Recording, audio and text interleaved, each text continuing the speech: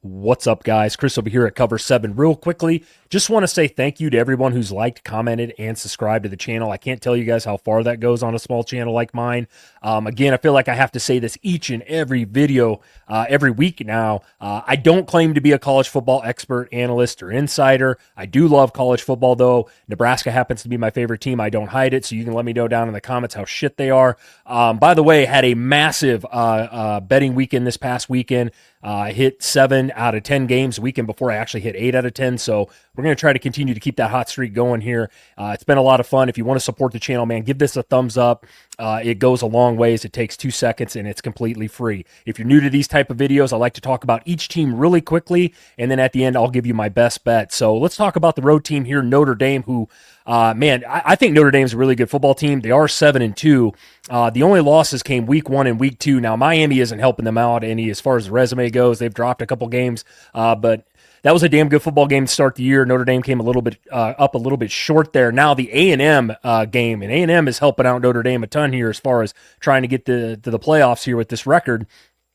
A&M's a good team, like I said. That game came down to what? That fourth down play. It was 41-40, I believe, was the final score. God, that was a damn good football game. One of the better ones I've seen all year. Notre Dame, unfortunately, lost that game as well. But they've rattled off 7 freaking straight now, and they beat the soul out of Navy Saturday night, 49-10.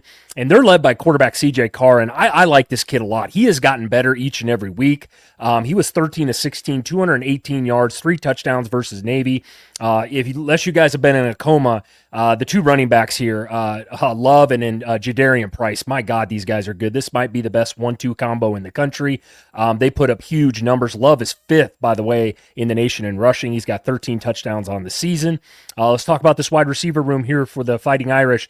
They're pretty good. I like this room. I think they're better than they were last year. Faison and then Malachi Fields, these are nice. That's what the kids tell me. And then the tight end, is it Reardon? He's a problem as well. So like I said, I actually like the group of pass catchers for here for Notre Dame. C.J. Carr and this team, man, they do throw the ball way better than they did last season. As far as the ranks go here, Notre Dame is incredibly freaking balanced this year. I love it. They rank 15th in the nation in total offense. They're 26th in rushing offense, 25th in passing offense. My God, 17th in sacks allowed with only 10. So that O-line, once again, per Notre Dame, man, they're elite, right? So like I said, just gave you guys the stats there. It's a really balanced offense. As far as the Fighting Irish defense goes, not bad this season. I got a few question marks, but they do rank 45th in total defense, 15th versus the run, so they're great there. But they are 89th versus the pass, which has been a concern for this young secondary all season long. They are great at getting pressure, though. Notre Dame ranks 18th in sacks on the year with 24. All right, let's talk about Pitt. Now, I know I don't talk about a ton of ACC teams on this channel, but Pitt is a pretty decent team, and if you don't know anything about them, they're 7-2 right now. Now, I get it. The ACC right now is a complete and utter mess. I'm not going to say whether all these teams are good or bad, but it's a weird year for the ACC. And Pitt is sitting at the top now, I believe, at 7-2 with, I think, who's the other teams right now? Virginia, Georgia Tech, and maybe SMU are all like 5-1 in conference. So it's a jumbled up mess up there. But like I said, Pitt's got 2 losses. West Virginia, which isn't the best loss in the country, and then they lost to Louisville. But man, they've won 5 in a row now, and they've been playing pretty goddamn well. They're led by quarterback Mason Hinstill. I can't say his name. I won't even try to pronounce it again. But decent numbers this year, man. In his last outing versus Stanford, he put up over 300 yards and 3 touchdowns. So they like to throw the football. Running back Jacarian Turner, he's the main guy as far as the running backs go. He's averaging close to 5 yards per carry, so that's not too bad. He's got 6 touchdowns on the year. Pitt's biggest problem, though, they do struggle to run the football.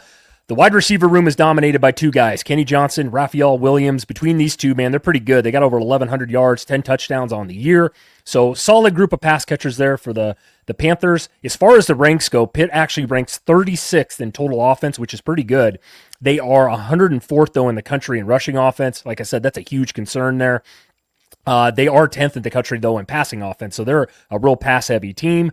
Another issue, though, they have is pass pro. They rank 119th in the country. They've allowed just as many sacks as my Huskers have this year with 26 on the year. That'll be interesting because Notre Dame can get after the quarterback.